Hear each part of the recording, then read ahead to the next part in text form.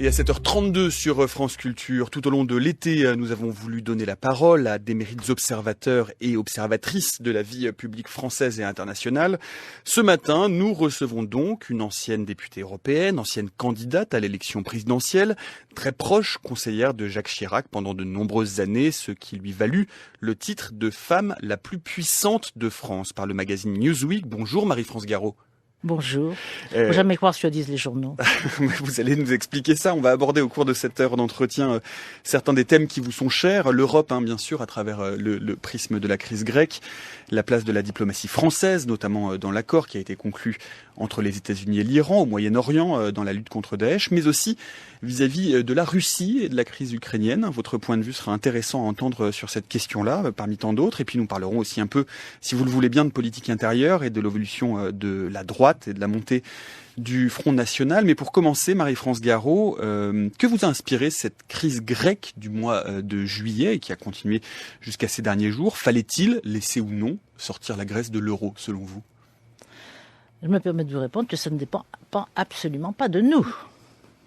C'est une crise dans laquelle, comme d'habitude, nous avons été spectateurs. Spectateurs attentifs et fidèles, mais enfin, non. Et justement, ça mène à réfléchir sur les raisons pour lesquelles nous sommes spectateurs. Pour ne pas être spectateurs, il faut que nous soyons un État. Sommes-nous encore un État? La réponse est non. Voilà. J'ai vu, je vous disais, il y a quelques jours, un ancien ministre qui m'a dit « Oh, écoutez, c'est ennuyeux. Il faudrait bien qu'on retrouve un peu de souveraineté. » Je ne me suis plus à lui dire que la souveraineté n'était pas une tarte qu'on prenait par morceaux, qu'on était souverain ou qu'on ne l'était pas. Et ça fait quand même 11 siècles qu'on a défini la souveraineté. Qu'est-ce que c'est qu'un État qui n'est pas souverain? C'est pas un État. Alors, on peut être un État membre, ce qui est la manière de mettre le mot État alors qu'on n'a plus les pouvoirs de l'État. C'est le cas, par exemple, des États américains. Et c'est maintenant le cas des États de l'Europe. Monsieur Schäuble, le ministre des Finances allemand. Oui, je crois, récemment, un grand journaliste, dans un grand journal du matin, a dit s'il est libre, nous devrions le prendre comme ministre des Finances. Non, c'est pas la peine de se poser cette question. Il a déjà été notre ministre des Finances il y a quelques jours, lorsqu'il a réglé l'affaire européenne, directement. Marie-France Garot, pour parler du cas de la Grèce et du président... Je vais vous dire ce que je veux dire sur Schäuble. Il a écrit un papier, donc il y a quelques temps, je crois que c'est dans le Figaro, sur l'Union européenne. Et il n'a pas dit les États européens, il n'a pas écrit les États européens, il a écrit les peuples et les territoires qui composent l'Union européenne. Et ce n'était pas sans une précision terminologique volontaire. C'est-à-dire que la France n'est plus un État. J'ai vu avec satisfaction qu'il y avait des gens qui le pensaient encore, puisque M. Sarkozy appelle ses militants les républicains. Nous ne sommes plus une république parce que nous ne sommes plus un État. C'est légèrement décalé. Ça en dit long sur l'absence totale d'analyse que nous pouvons faire sur notre situation. Bon, M. Schäuble nous a pris par la main éventuellement pour nous faire signer. Nous ne sommes plus un intervenant, nous ne sommes plus souverains. Alors on peut jouer les utilités, c'est ce que nous avons fait, mais ce n'est pas une action politique. Voilà. Alors, on reparlera un peu de ce que peut encore l'État français, même si vous pensez que nous ne sommes plus un État, et ce que pourrait je n'exclus potentiellement... pas que nous pourrions le redevenir en prenant quelques dispositions héroïques. Alors, fallait-il que la Grèce prenne ces dispositions héroïques et décide de rebattre monnaie, de regagner certains pouvoirs régaliens, et donc de quitter premièrement la zone euro et éventuellement l'Union européenne, selon vous, Mais c'est son droit, et peut-être même sans doute son devoir. Bon, je ne vois pas de quel droit et quel titre nous nous mêlons de cette affaire alors que nous n'avons aucun moyen d'action. C'est peut-être un encouragement vocal, c'est ce qu'on peut souhaiter et c'est très bien. Bon. Alors, par rapport à cette crise de la Grèce et de cette crise financière de l'Europe plus généralement, il y a les partisans qui se rapprochent peu ou prou de votre ligne, Marie-France Garot, à savoir... C'est moi qui me rapproche de quelqu'un, c'est pas les autres qui se rapprochent de mon livre, d'autant ce que je prépare en ce moment n'est pas écrit. Bon, alors néanmoins, il y a les partisans du retour d'une reprise de souveraineté qu'on entend aussi bien plutôt à l'extrémité de la droite ou à l'extrémité de la gauche, et puis les partisans de plus de fédéralisme qui disent au contraire la solution pour que ça ne se reproduise pas, c'est un ministre des Finances au niveau européen, un parlement de la zone euro. Nous l'avons avec Schäuble, c'est pas la peine de poser des éventuelles questions sur ce qui pourrait être. Il est ministre des Finances de l'Allemagne, qui est le pays dominant de l'Union européenne. Il ne faut pas se cacher derrière son doigt quand même. Vous pensez que la France n'a strictement plus aucun point en termes de négociations économiques ou de politique économique de l'Europe et de la zone euro? Il est petit. Et je crois qu'il faudrait revenir à la naissance du fédéralisme européen. Parce que c'est une très très longue histoire. En fait, c'est une idée qui vient des États-Unis. Les États-Unis ont été peuplés dans la deuxième moitié du XVIIe siècle par des émigrés germaniques qui sortaient des guerres de religion germaniques qui n'ont pas été vraiment une promenade de santé, hein, c'est le moins qu'on puisse dire.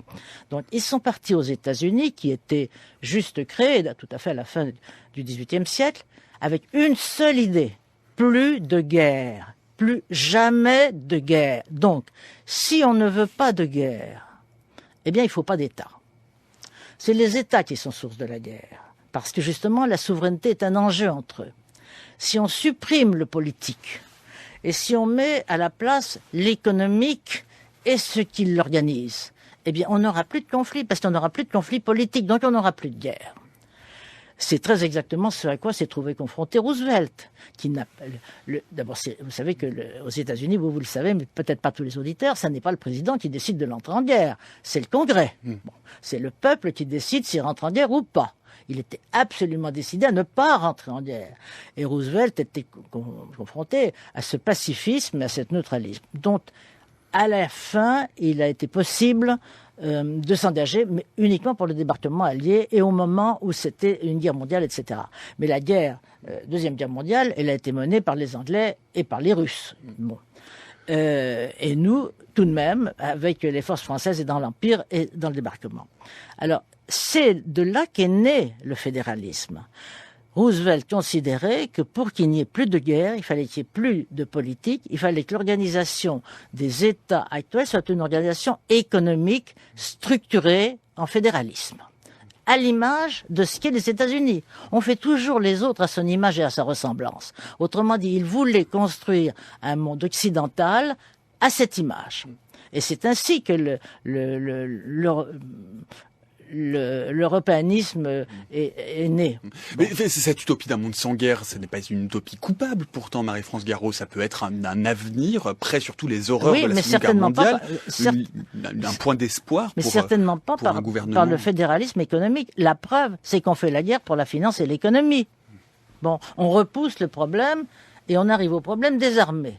Bon, il n'y a généralement pas de dissuasion plus forte que celle de la force de celui qu'on veut dissuader. Bon, si c'est dangereux de dissuader, on a une chance de ne pas s'y lancer. Si c'est absolument pas dangereux, pourquoi pas essayer? Bon, par conséquent, vous savez, je crois que rien ne peut éviter qu'il y ait entre les hommes, entre les collectivités humaines, des rapports de force. Rien ne peut l'éviter. Il faut essayer de trouver quels sont les obstacles, les éléments les plus dirimants pour ces rapports de force. Mais l'idée d'être désarmé pour éviter qu'il y ait des rapports de force marche bien si tout le monde est désarmé. Mais il y a toujours quelqu'un qui n'est pas désarmé, malheureusement. Mais c'est comme ça. Mais, ensuite, on pourrait avoir une grande discussion autour du nouveau visage de la guerre. Mais fédéral. Bon, d'abord avec les États-Unis et l'Europe, et l'Europe dans son entièreté. Seulement, il y a un seul problème. On va aller vite parce qu'il faut faire court. Dans tous les pays de l'Europe, il y en a un qui n'est pas tout à fait comme les autres. Et c'est l'Allemagne. Parce que l'Allemagne a des institutions. Et l'Allemagne, elle ne lâche jamais. Il faut bien se mettre ça dans la tête. Elle n'abandonne jamais. La France aussi a des institutions, Marie-France Garot. Pardon ? Nous avons aussi des institutions. Oui, mais on ne s'en sert pas. On ne s'en sert pas. On ne les utilise pas. On est là assis en disant on est pacifiste. Bon, certes, c'est très bien, c'est intéressant, mais le pacifisme, vaut mieux qu'il soit armé quand même.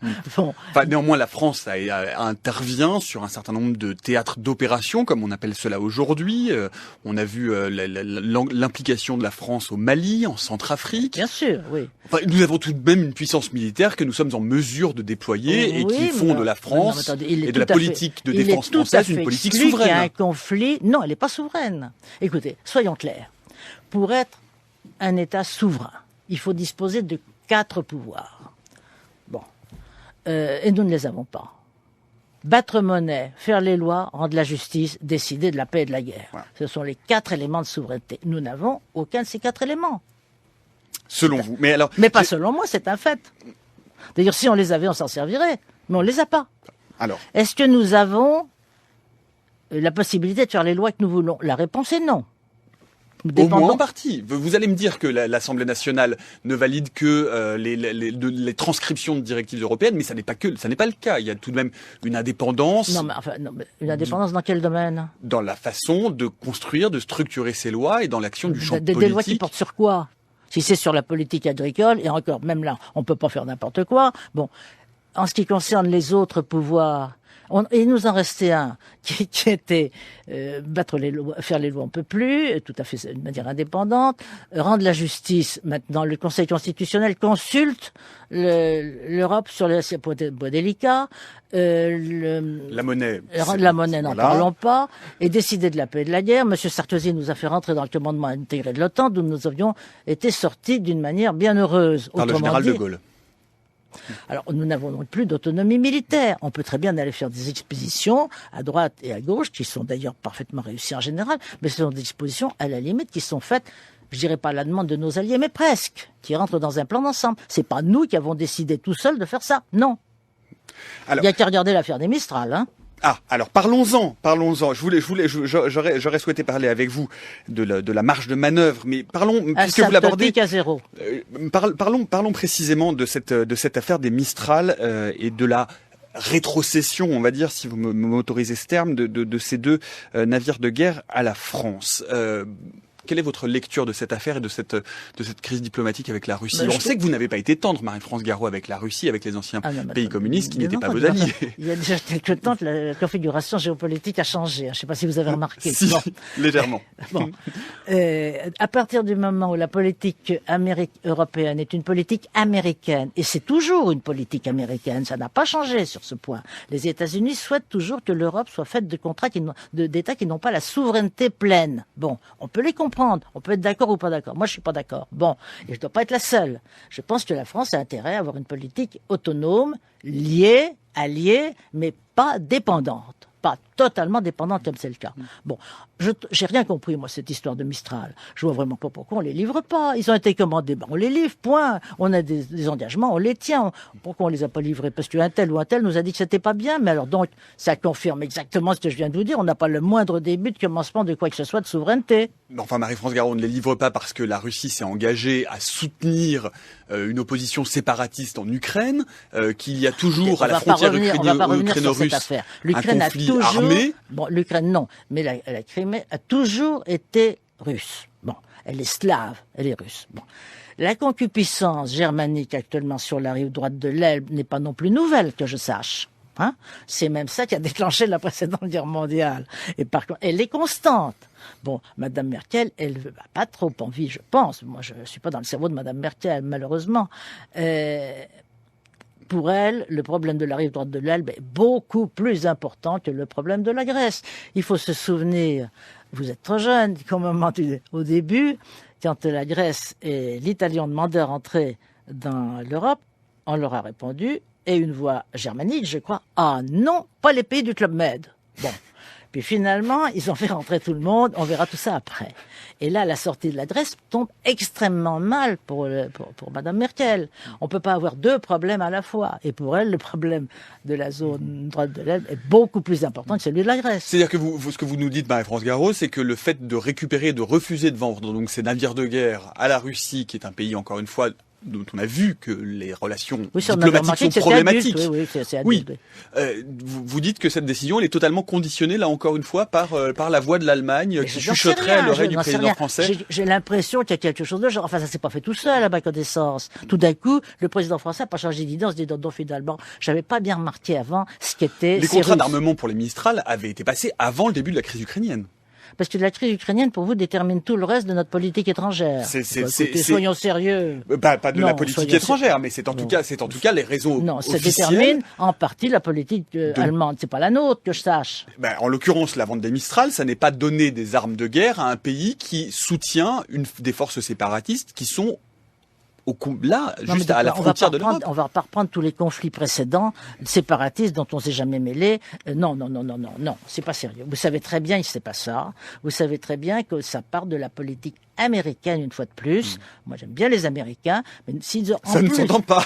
Si, j'ai de très bons amis américains. Je suis allé très souvent aux États-Unis, il n'y a pas de problème. Et quand j'avais géopolitique, il y avait beaucoup d'Américains. Bon.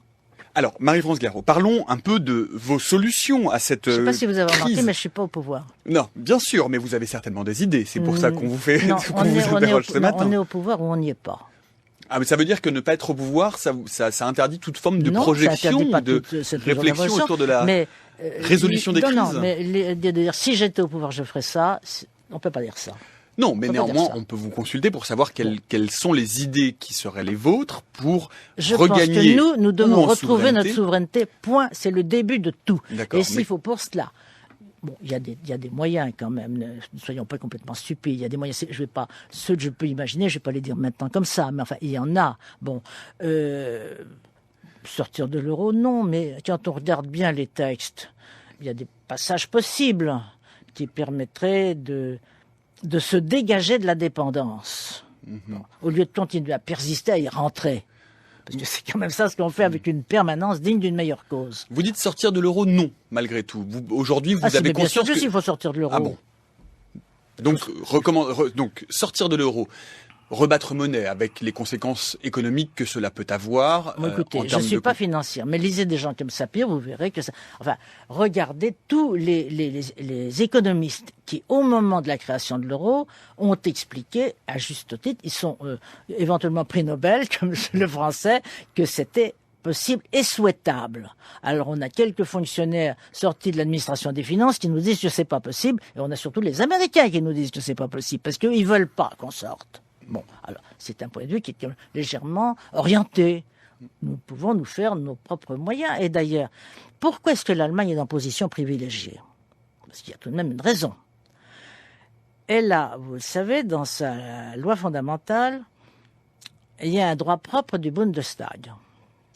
Le Bundestag peut, tout seul, pas les deux chambres, en tant que tel, décider, et même doit, écarter toute disposition dont l'application altérerait le bon fonctionnement de la démocratie allemande, laquelle est supérieure à la démocratie européenne, dit toujours le Bundestag et la Cour de Karlsruhe, parce qu'il y a un peuple allemand, il n'y a pas de peuple européen. Il est tout à fait clair que dans un ensemble fédéral, où tous les pays sont liés par les traités, sauf un qui peut se délier quand il en a envie, qui est le patron? C'est celui qui peut se délier, évidemment. Autrement dit, nous sommes dans le 4e Reich. Faut être clair. Mais c'est évident. Alors, Marie-France Garot, puisque, il est peut-être possible, mais en tout cas compliqué de sortir comme ça de l'Union européenne. Il n'y a pas énormément de volonté politique, sauf au Front National, qui souhaite... Non. On voit que vous êtes parisien. Non, on voit que vous êtes parisien. Je vous parle de la position des grands partis. Quel est le seul les grands parti... partis représentent qu'eux-mêmes. Oui, mais quel est aujourd'hui le seul parti qui tient ce discours de sortir de l'euro? Mais je me moque éperdument des partis. Les partis ne représentent pas la nation française. En ce moment, ils ne représentent pas le peuple français non plus. Allez vous promener en province ou ailleurs sur un marché ou autre et vous verrez la satisfaction des gens. Ils sont désespérés. Il faut quand même se mettre ça dans la tête. C'est pas parce qu'il y a quelques trublions qui écrivent des papiers régulièrement dans des journaux qu'on finit par lire de moins en moins que ça donne la santé politique de la France. Loué soit Dieu. Bon. Mais la raison pour laquelle je vous parle du Front National, c'est parce que malgré tout, ces partis, ils existent. Parce que c'est le seul dont vous pouvez parler, étant donné que les autres sont totalement évanescents. Bon, c'est bien ça ce que vous alliez me dire. Ah, pas du tout. J'allais dire que pour le moment, c'était le seul parti. Enfin, c'est vous qui le dites, Marie-France Garot, mais j'allais vous dire que c'est le seul parti qui propose effectivement une sortie ou en tout cas un retour de souveraineté, un regain de souveraineté. Il n'est pas composé des seuls Français ou Françaises qui ont envisagé cette éventualité. Non. Ça, c'est vous qui le dites. Faites un sondage, vous verrez. Il y en a eu d'ailleurs, puisqu'on aime tellement les sondages dans ce pays. Bon, eh bien, il y a une majorité qui souhaite sortir. Le problème, c'est de savoir comment on peut sortir. Bon, on peut, il y a des moyens. Alors, moi, ce que je voulais... Imaginez que nous faisions voter une disposition constitutionnelle comparable à celle de l'Allemagne, par exemple. Pourquoi pas? Pourquoi pas? Puisque c'est ce à quoi je voulais venir, Marie-France Garot, c'est qu'à défaut de sortir de l'Europe, quels sont, à votre avis, les ressorts qu'à la France pour si pouvoir regagner une forme d'influence, même intra-européenne. Non, l'influence, ça n'existe pas. Bon, l'influence, c'est le pouvoir ou pas le pouvoir. L'influence, non. Quand on a nos pouvoirs d'influence, c'est qu'on n'a rien d'autre. Bon, et comme chacun sait, c'est extraordinairement relatif, l'influence. Hein. Bon. Par conséquent, si j'évoque ça, c'est que c'est pas sans doute facile à faire comme ça, mais ce serait possible. Pourquoi n'introduisons pas un article dans la Constitution disant que nous pouvons sortir de ces traités si, etc. C'est pas impossible. Bon, et c'est bien ce qu'a fait l'Allemagne. Elle l'a fait avant que tout le monde y pense. Qu'est-ce que vous voulez ? Nous sommes moins rapides qu'elle, évidemment. Mais aujourd'hui, il n'y aurait aucune majorité politique dans l'état actuel des choses. Qu'est-ce que vous en savez ? En France. Qu'est-ce que vous en savez ? Si je regarde juste la ligne des partis qui sont les au lignes, pouvoir. On s'en fiche. Vous pensez que les députés ou les sénateurs, mais je me moque réunis... complètement des sénateurs, ils ne servent à rien. S'il faut modifier la Constitution, il faut réunir un congrès. Donc il faut faire voter une modification constitutionnelle en congrès. C'est possible, mais on peut aussi faire un référendum. Un référendum pour ou contre, mais qui aujourd'hui, quel chef de parti, quel chef de gouvernement? Vous êtes obsédé par les partis. Oui, ce sont ces partis qui structurent la vie politique. Ils ne représentent rien, les partis. Mais ça, c'est vous qui le dites. Néanmoins, ils sont au pouvoir. Allez vous balader, personne ne croit. Ce sont les gens qui dirigent aujourd'hui, Marie-France Garot. Ce sont des gens qui ont été élus. Je veux dire, c'est les députés, les sénateurs. Vous pensez qu'ils dirigent quelque chose? Ils dirigent des institutions, à tout le moins. Pas du tout. Alors qui est au pouvoir? Pas du tout. Quelles sont les institutions selon vous? Non, mais c'est vrai. Qu'est-ce que c'est les institutions? Mais les institutions, l'Assemblée nationale. On l'a dit tout à l'heure. Les institutions, c'est qui gèrent les affaires étrangères. Ils ont un avis à donner en matière d'affaires étrangères, les députés. Ça, c'est une nouvelle. Ils seraient bien contents de le savoir. Non, mais Marie-France Garot, ne le faites pas comme si ce pays n'avait pas d'institutions qui sont dirigées par des gens qui sont élus au suffrage universel, direct par les citoyens. Sans aucun enthousiasme, hein. Certes, mais ces gens-là existent et ils, jusqu'à présent, structurent la vie publique. S'ils ont un pouvoir que ne l'exercent-ils pas, vous m'accorderez qu'ils ne l'exercent absolument pas. Quelle est la décision importante prise par l'une ou l'autre des assemblées de mémoire de citoyens normal? Il n'y en a pas. Il n'y en a pas. On va discuter de ceci ou de cela, dont tout le monde se fiche éperdument. Bon, non, vraiment, je crois que, en vous écoutant, vous vous rendez pas compte de l'angoisse des gens de la rue, des gens des fermes, des gens de... Bon, c'est une angoisse mais profonde. Ils se disent, on est perdu et on n'a personne à quoi se raccrocher. Et c'est ça le désespoir des Français en ce moment. Quand on parle du désespoir des paysans en ce moment, mais il faut voir qu'il est profondément réel. Et en plus, sur quoi la législation, la réglementation qui leur est imposée, mais c'est absolument délirante. Bon, délirante. On vient de payer 4 milliards d'euros, excusez du peu, à l'Union européenne, parce qu'on avait dépassé nos surfaces cultivées. Évidemment, on nous a obligés, on n'aurait jamais dû obéir, à prendre les surfaces photographiées à la place du cadastre qu'on a depuis 3 siècles. Évidemment, les autres pays n'ont pas de cadastre, parce que les frontières ont bougé. Est-ce qu'on était obligé de s'aligner? Non. On aurait dû dire, on s'aligne pas, on a un cadastre. On s'est couché, comme d'habitude. Et ça, croyez-moi, les gens le ressentent dans tous les domaines. Alors, d'où peut venir une résistance? La question est là. Eh bien, c'est la question que nous continuerons à nous poser tout à l'heure dans la deuxième partie de cet entretien, juste après le journal de 8 heures. Dans une poêle, nous poursuivons notre grand entretien ce matin avec Marie-France Garot. On a longuement évoqué dans la première partie la perte de souveraineté des États, et notamment évidemment de l'État français. J'aimerais tout de même, alors, vous allez me dire qu'il ne représente plus rien, ce que vous avez déjà dit tout à l'heure, mais j'aimerais tout de même dire un mot aujourd'hui de l'état de la représentativité et de la famille politique qui fut la vôtre, la droite française. Est-ce qu'aujourd'hui, il y a au moins quelqu'un qui trouve, un peu grâce à vos yeux, on sait que vous n'avez guère d'amitié pour Nicolas Sarkozy, peut-être Alain Juppé, Marie-France Garot? Écoutez, cette question est absolument oiseuse. Bon, vraiment, je refuse à répondre à ce genre de questions, enfin ça n'a pas de sens. Bon, ça n'a pas de sens. J'ai pas d'animosité. Bon, mais enfin, il se trouve qu'on ne peut pas considérer, je pense qu'il ne le considère pas lui-même, que Nicolas Sarkozy puisse de nouveau être président de la République. Voilà, c'est tout. Mais c'est pas désobligeant à son égard. C'est un constat de fait. Bon. Et pourquoi est-ce qu'il y a un tel flottement? Précisément parce qu'ils n'ont pas de pouvoir. Qu'est-ce qu'ils feront? Une gesticulation sur de la gestion intérieure, ils peuvent rien faire d'autre. Ils sont pieds et poings liés. Donc il faut aller beaucoup plus loin. Il faut ou sortir des institutions ou les modifier. Bon, C'est pas ici, sur cette table, qu'on peut réfléchir, qu'on peut en tout cas annoncer des propositions ce genre de choses. Mais c'est ça ce qu'il faut faire. Il faut dire, voyons, nous sommes totalement démunis de moyens. Comment pouvons-nous récupérer des moyens? Alors, il peut y avoir des moyens qui soient des moyens de pression sur tel ou partenaire. Oui, surtout, il faut se redonner au moins un minimum de pouvoir réel. Pas de pouvoir... Alors, parfois, il arrive que le pouvoir réel vienne de la nuisance. Ça peut aussi arriver. Mais je crois que malheureusement, pour l'instant, nous sommes dans un tel état que nous n'avons même plus le pouvoir de nuisance. Ce qui, quand même, est le comble. Vous avez déclaré... Il y a deux éléments. Alors... Il y a représenter la nation française et avoir les moyens de... Nous voyons bien qu'actuellement, le président de la République française, s'il n'invente pas ou s'il ne crée pas des moyens de pression, on ne gouverne pas innocemment. On ne gouverne pas en étant gentil. On ne gouverne pas en portant le sac de Madame Merkel. On gouverne en prenant des décisions... On ne gouverne pas en faisant la synthèse, par exemple. La synthèse est une idée qui vous révulse. Ça me résulte pas, mais généralement c'est le propos d'un commentateur de faire la synthèse. C'est pas le propos d'un acteur. Moi, je pense qu'un État doit être acteur. Bon, alors il y a des gens qui font la synthèse, des journalistes par exemple, ils font ça très bien. Bon, mais dans le meilleur des cas. Mais ils sont pas acteurs. Je suis désolé de vous le dire, ils sont pas acteurs. Quand ils le sont, c'est pas bon signe pour la collectivité qui est représentée. Et voilà, à partir du moment où le président de la République représente la France. Bon, le président de la République doit pouvoir agir. Et agir, ça veut dire des actes positifs, puis des actes qui obligent les autres à tenir compte de vous. C'est parfois, quand on n'est pas aussi fort que le partenaire, eh bien, il faut trouver le moyen de le faire. Dieu sait que l'Allemagne l'a fait pendant toute la période que nous avons parcourue depuis des décennies. Elle était rien. Elle était coupée en deux, divisée en quatre, elle n'existait plus. Ce qui a permis d'ailleurs Jean Monnet de dire que, bon, ben on a vu. Elle s'est reconstituée parfaitement bien et avec des institutions. Moi, je suis pétrifié d'admiration. Ils ont mis cette disposition en 49 dans la loi fondamentale. Il fallait y penser quand même. Qu'est-ce qui a relevé chez nous? Personne. Et d'ailleurs, qu'est-ce qui en parle maintenant? Personne. Mais si vous en parlez, Marie-France Garot, le point de départ de la faiblesse de cet État français, c'est la perte du chef, c'est la perte de l'autorité. C'est pas la perte du chef. Le chef, il est là quand il y a un État. Quand il n'y a pas d'État, il est le chef de rien du tout.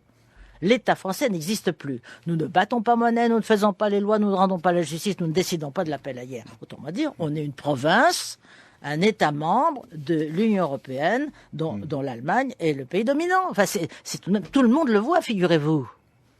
Ça, c'est vous qui le dites. Non, vous dites dans la fête des fous, Marie-France Garot, vous constatez, comme vous le faites à ce micro, la mort de la Ve République après une longue agonie. Il ne faut pas employer des mots comme ça, diront qu'elle s'est éteinte. Vous dites le temps est hélas venu de dresser le constat de décès, donc c'est quand même relativement clair.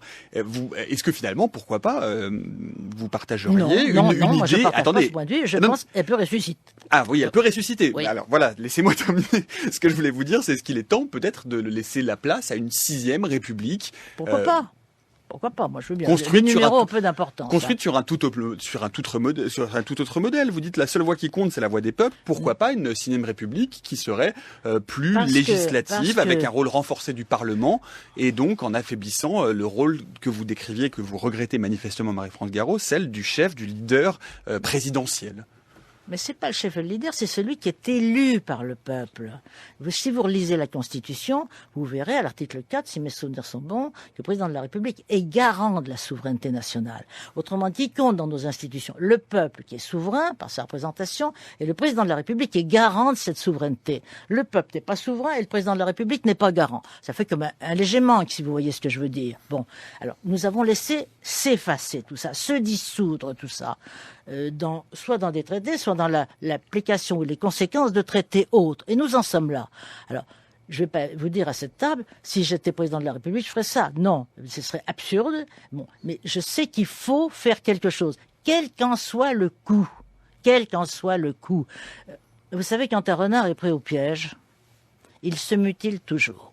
Toujours. Il se coupe la patte. D'ailleurs, les hommes le font aussi. Vous vous souvenez, c'est parfaitement, de cet alpiniste qui est tombé dans une crevasse. Il s'est coupé la cuisse au couteau.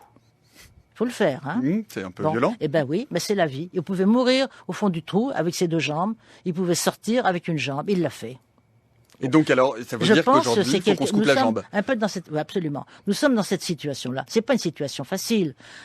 D'abord, on s'est laissé de lisser. Si on s'est laissé de lisser, c'est que les hommes qui sont censés gouverner ne l'ont pas vu.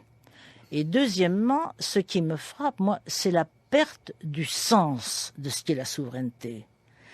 Il n'y a pas que le mot qui a disparu. C'est le sens aussi. On imagine même plus ce que c'est. On l'a éprouvé tout à l'heure, pardonnez-moi même dans vos questions. La France n'est pas souveraine, le Parlement n'est pas souverain. Ce qu'il fait, ça n'a pas beaucoup d'importance. Il vote sur des appendices. Tout ce qui est important, c'est décider à l'échelon européen. Bon, regardez les déclarations du président de la Commission. Le président du Conseil il était à Danzig. Son grand-père était à Danzig avec le grand-père de Madame Merkel. Polonais. Et on raconte son petit-fils dans une émission de télévision qu'on m'a envoyée. Ils ont été unis par une amitié quasiment indissoluble. Et puis cette amitié s'est transmise à leurs enfants, qui était le père du président du Conseil et le père de Madame Merkel, et continue le président du Conseil. Si vraiment il existe un modèle de l'amitié en politique, je pense que celle qui me lie à Madame Merkel ou qui lie Madame Merkel de moi est indépassable. On peut toujours s'aligner, si je puis dire, pour demander quelque chose au président du Conseil. Qu'en pensez-vous ? Bon, enfin, c'est évident, c'est absolument évident. Marie-France Garot, on entend bien. Et alors, je vais vous faire bondir de votre siège. Vous avez il en faut pour me faire bondir. Mais puisque, selon vous, donc, on l'a entendu au cours de cet entretien, le nœud gordien, c'est le retour, la reprise de la souveraineté. Bah oui, en matière d'État, c'est quand même utile. Hein. Que répondez-vous à ceux qui plaident pour l'inverse une fois de plus, donc pour plus d'abandon, et notamment sur les plans financiers, etc., au niveau européen, et qui finissent par dire finalement, aujourd'hui, la nation en tant qu'unité, en tant que sentiment, ne fait plus sens. Ça veut aujourd'hui qui dit les générations sont de facto des générations les Américains, les Germanistes qui disent ça. On peut entendre ce discours-là aussi de la part d'un certain nombre de personnes en France, sur notre territoire, qui disent voilà, on n'appartient plus à une nation, mais effectivement, compte tenu de la mondialisation, compte tenu de la globalisation des échanges, aujourd'hui, tout le monde a le droit d'être aveugle. Il ne faut pas refuser ce droit à quelqu'un, parce qu'ils ont qu'à se faire naturaliser américain ou allemand. Après tout, pourquoi pas? Bon, moi, j'y vois aucun inconvénient, personnellement. Non, vous savez bien que c'est pas vrai. Pour être respecté, il faut pouvoir décider. Il faut être souverain. Comment pouvons-nous récupérer la souveraineté? C'est ça le problème. C'est le seul problème. Voilà. Alors on peut récupérer par nous-mêmes, on peut récupérer en sortant de l'euro, ou pas en sortant, ou en sortant progressivement, ou pas sortant progressivement. Je n'aurais pas quand même l'outrecuidance de vous dire autour de cette table qu'elle peut être une idée. Il faut être au pouvoir pour le savoir. Il faut être le pouvoir. Et encore une fois, c'est le président de la République qui est garant de la souveraineté française. Il l'a peut-être oublié de temps en temps, et même en permanence, mais il est garant. Bon, alors s'il pense qu'il ne faut plus la garantir, il vaut mieux qu'il démissionne. Et puis on change la Constitution. À ce moment-là, la souveraineté nationale n'est plus le fondement de nos institutions. Pour l'instant, il l'est encore. Alors les gens qui renâclent, ils ont qu'à se faire naturaliser autrement. Personne ne les retient. Pour conclure cet entretien, Marie-France Garot, je voudrais vous parler d'un épisode de votre carrière politique. J'ai pas de carrière politique. Vous n'avez pas de carrière politique? Mais alors du coup, qu'est-ce qui vous amène à cette table aujourd'hui, ce matin? C'est le hasard? Votre curiosité, votre curiosité. Vous disiez, Marie-France Garot, en 1980, dans l'un de vos clips de campagne, ces phrases que je vous propose de réécouter. Voilà les raisons pour lesquelles j'ai décidé d'être candidate. Moi, une femme, seule, sans parti, sans appareil. Mais si je suis ici ce soir, c'est que vous l'avez voulu, vous et les élus qui m'avaient mandaté pour être ici, car vous voulez la vérité. Eh bien, je vous promets, je vous la dirai, et ensemble, au cours de cette campagne, nous la chercherons. C'est pas très original, Excusez-moi de mon manque d'originalité, Marie-France Garot. En 1981, une femme seule, sans appareil, sans moyens. Vous voyez, il y a un petit signe dans cette affaire. J'étais seule, sans appareil, et j'ai eu les signatures. Bon. Je pense que, d'une manière beaucoup plus profonde, la situation est la même. Je pense qu'on peut remobiliser. Moi, je crois qu'il faut sortir. Mais il y a des méthodes pour sortir, direct, pas direct. Enfin, il y a même des gens qui connaissent ça par cœur. Bon, non, qui ne sont pas par cœur, mais qui peuvent le trouver. Tout peut se trouver. Quand on a décidé de faire quelque chose, on trouve toujours les moyens.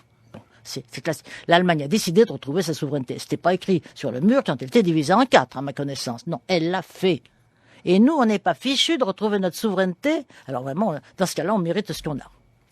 Pour revenir sur cet extrait qui n'était certes pas très original, vous disiez donc, Marie-France Garot, une femme seule, sans appareil, sans moyens. Est-ce que vous avez la conscience de ce que vous représentez aujourd'hui pour une nouvelle génération quand on voit, par exemple, d'autres grands noms de la politique, comme... Je vais citer des gens avec qui vous ne partagez pas beaucoup de points de vue politiques, mais comme Michel Rocard, par exemple, ou même plus récemment le retour en grâce dans les sondages d'opinion d'Alain Juppé. On a l'impression qu'il y a toute une génération aujourd'hui, ou même de citoyens, qui attend de la politique à nouveau une forme de discours de vérité, de temps long, de quelque chose qui soit plus ancré dans une dynamique de pensée. Est-ce que vous avez conscience de représenter aussi un peu ça pour une certaine partie ? Soyons raisonnables, enfin voyons. Enfin, soyons raisonnables. Moi, je dissimule pas mon âge. Enfin, vraiment. Non, mais pas du tout. Pas du tout pour revenir aux responsabilités. Je n'ai plus d'accent. Non, mais je pense que oui. Je pense que le fond des Français. Bon, il y a tout de même une catégorie sociale en France qui s'est considérablement développée. C'est celle des gens qui sont liés par un statut. Les paysans faisaient plus de 20% de la population française à la fin de la DER. Bon. Et il y avait énormément d'artisans, de commerçants, etc., qui n'étaient pas dans un système. Maintenant, ils sont dans un système. Et l'idée de sortir du système les pétrifie littéralement. Et je pense qu'il y a trop de gens qui sont enserrés par des liens. Ça fait d'ailleurs partie... Nous avons... Qu'est-ce qui a créé cet État? Des gens qui étaient extrêmement intelligents, parfaitement avisés et qui avaient énormément de moyens. Encore une fois, lisez les mémoires de Jean Monnet. Je suis en train de les lire en ce moment, ce qui est d'ailleurs une épreuve redoutable parce que non, mais c'est vrai, il était très intelligent, hein, très intelligent. Simplement, il n'a pas de dimension philosophico-littéraire historique. Bon. Mais il est très intelligent, simplement, il oublie cette dimension-là. Il adore les imparfaits du subjonctif. 4 par page au minimum. Et surtout ceux qui sont en as. Au bout d'un moment, vous n'en pouvez plus. Au bout de 10 pages, vous êtes obligé de vous reposer. Bon, mais quand même. Il n'est pas sorti de ce système. Surtout pas de politique. Le politique, c'est la mort. Il le dit, et il l'a dit avec persistance. Autrement dit, on veut tuer le politique. Si on est en train de réussir à peu près parfaitement. Eh bien, tuer le politique, c'est tuer l'État, c'est-à-dire tuer la France. Il faut bien se mettre ça dans la tête. Alors, si on veut pas qu'il en soit ainsi, faut pas tuer le politique, faut restaurer du politique, restaurer de la volonté des citoyens, et à ce moment-là, prendre les moyens de l'exercer. S'il n'y a pas d'hommes politiques qui sont capables de faire ça, il faut renoncer. Eh bien, Marie-France Garot, ce seront les mots de la fin. Mais je pense qu'il ne faut pas renoncer, précisément. Alors, ne renonçons pas. Merci beaucoup, en tout cas, d'avoir accepté notre invitation ce matin. Je rappelle, je ne vais pas citer toutes vos bibliographies, mais La Fête des Fous, qui a tué la Ve République, c'est aux éditions Plomb. Merci encore beaucoup. Je suis en train d'en faire un nouveau, avant de mourir. Alors, quand est-ce qu'il sortira, vous savez? Quand il sera écrit, mais je pense au 4e trimestre, à la fin de l'année. Vous pouvez nous en dire 2 mots? Qu'est-ce que ça va évoquer? En quelques mots, un peu les problèmes que nous venons d'évoquer, bien entendu, avec une analyse un petit peu plus poussée que ce qu'on a fait d'habitude, précisément sur le fédéralisme issu des États-Unis et son développement, ses raisons, ses causes et ses poids. Eh bien, on guettera ce livre avec attention. Merci beaucoup, encore une fois, d'avoir accepté notre invitation. Merci de m'avoir invité.